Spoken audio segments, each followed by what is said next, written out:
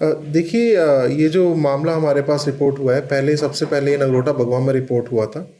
और ये 15 नवंबर को ये मैटर रिपोर्ट हुआ है, जिसमें जैसा कि आपने बताया, शादी का झांसा देके और जो बीच में बंदे इन्वॉल्व होते थे इसमें, उनके थ्रू पैसा हड़पना और उसके बाद जो जिनसे शादी कराई जाती थी, कुछ ही दिनों में वो उस घर बार को छोड़ के और वहाँ से ज्वेलरी लेके और वो फरार हो जाते थे।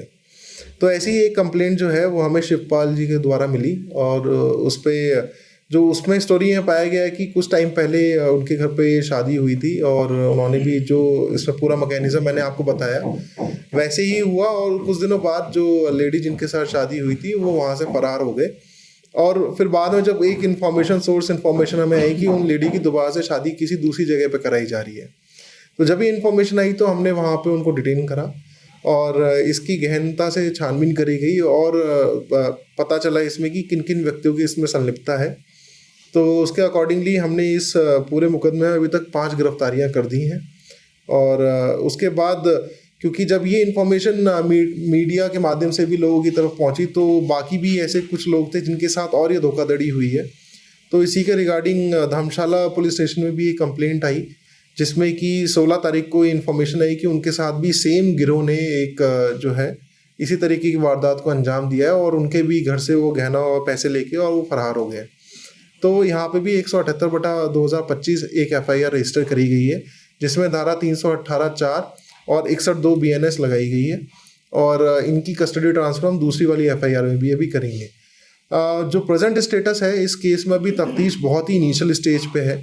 और अभी इसकी और पता लगाया जा रहा है कि इसके और कितने संगठित तरीके से ये अपराध करा गया है और इसमें और कौन कौन लोग इसमें शामिल हैं और किस तरीके से पैसे का जो हेरफेर इसमें हुआ है, वो पैसा कहाँ जा रहा था और इसमें मेन जो बिचौलिया वो कौन है और जो मेन सरगना जिसकी तरफ से ये इंसिडेंट करे जा रहे थे उनकी डिटेल इन्फॉर्मेशन भी इसमें निकाली जा रही है। और मैं आपके माध्यम से भी ये बताना चाहूँगा कि अगर किसी के साथ भी इस तरीके की कोई धोखाधड़ी हुई है तो वो काइंडली अपने इन्फॉर्मेशन हम लोगों के साथ साझा करें सो दैट कि हम उनकी भी शिकायत इसी एप्लीकेशन जो FIR इन्वेस्टिगेशन हम कर रहे हैं उसी के तहत हम उनकी भी एप्लीकेशन को इसमें डाल पाएँ और आगे इस पूरे संगठित तरीके से जो अपराध किया गया है उसकी सारी परतों को हम यहाँ से खोल पाएँ। प्राइमरी इन्वेस्टिगेशन की बात करें तो अभी फिलहाल ये जो आरोपी हैं ये सारे पंजाब से ताल्लुक रखते हैं या हिमाचल से भी कुछ लोग इसमें गिरफ्तार? नहीं, देखिए इसमें मिक्स है, इसमें पंजाब से भी है। तो जो मोडस ऑपरेंडी के तहत जिन लड़कियों की शादी कराई जाती थी वो बेसिकली पंजाब से बिलोंग करते हैं और जो इसमें बिचौलिए थे वो हमारे ही एरिया के रहने वाले हैं। जो डिटेल इन्फॉर्मेशन है वो मैं आपको इसके साथ साझा कर दूंगा कि अक्यूज्ड की इन्फॉर्मेशन कहाँ से वो उनकी गिरफ्तारियां हुई हैं और कहाँ से वो बिलोंग करते हैं वो आपको शेयर कर दी। अभी तक कितनी गिरफ्तारियां हो चुकी हैं? इसमें अभी तक 5 गिरफ्तारियां हो चुकी हैं। ठीक है, जिसमें से अगर मैं आपको क्रम अनुसार बताऊं तो इसमें जो 2 लेडीज़ हैं, 3 लेडीज़ हैं इसमें और 2 जो हैं वो मेल हैं। सर अगर ये बात करें तो अभी जो कितनी फैमिली को ये जो है अपना टारगेट बना चुके हैं और कितना अमाउंट अभी तक या सोना जो है ये लोगों से ठग चुके हैं? देखिए जो अभी हम क्योंकि अभी इन्वेस्टिगेशन बड़ी प्रिलिमिनरी स्टेज पे है तो इनिशियली जो भी हमारे पास कंप्लेंट आई है वहाँ से 2.5-3 लाख का तो इनिशियल असेसमेंट था। सिमिलरली जो है आपका धर्मशाला की जो FIR हुई है उसमें भी 2.5 लाख का एस्टिमेट है।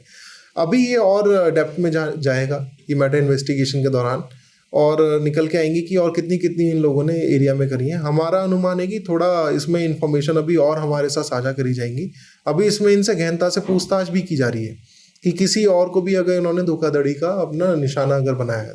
तो इसी के बेसिस पे मैंने जैसा आपको बताया धर्मशाला में एक और इन्फॉर्मेशन हमें आई, कुछ इन्फॉर्मेशन हमें पालमपुर की तरफ से भी आई है। हम उसमें ही क्लब करके उसको एक संगठित तरीके से जो अपराध हुआ है उसको हम कोशिश कर रहे हैं कि इसको पूरी परतें इसकी खोल दें। सर जो आपने अमाउंट बताया क्या वो कैश है कि गोल्ड पीस? नहीं, देखिए इसमें दोनों मिक्स है। इसमें जो प्रॉपर्टीज हैं वो गोल्ड के फॉर्म में भी वो क्योंकि इनकी मॉडस ऑपरेंडी ये है कि जब भी कोई चीज़ इन पे चढ़ाई जाती है शादी के टाइम पे तो उसके बाद कुछ दिन बाद उसको वो लेके और यहाँ से गायब हो जाते हैं। तो गोल्ड भी है उसमें और उसमें कुछ अमाउंट भी है जो इनिशियल लेवल पे बिचौलिया जो पैसा शादी कराने के लिए लेता था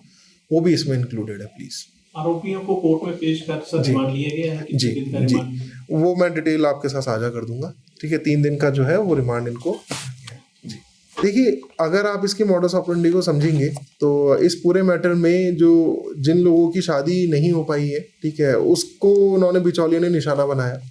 और अगर आप किसी भी एक्टिविटी जो एक बहुत ही सैक्रोसेंट बोलते हैं, जो मैरिज एक एक्ट है, अगर आप उसको कराने के लिए किसी को पैसा देते हैं तो आपके कान पहले ही खड़े हो जाने चाहिए कि यहाँ पे कुछ गड़बड़ है और आने वाले टाइम में उनके साथ किसी भी तरीके का एक अपराध है जो घटित हो सकता है। अगर हमारी जो पब्लिक है, अगर इस चीज़ को वो ध्यान में रखे और किसी भी तरीके का कोई भी पैसे का लेन देन अगर वो ना करे और उनसे अगर कोई ये डिमांड रखता है तो वो पुलिस को इमीडिएटली इन्फॉर्म करे, तो मुझे लगता है कहीं हद तक हम इस सिचुएशन को कंट्रोल कर पाएंगे और पुलिस भी तुरंत कार्रवाई करते हुए ऐसे गिरोह को पकड़ने में तुरंत प्रभाव से कार्रवाई कर पाएगी।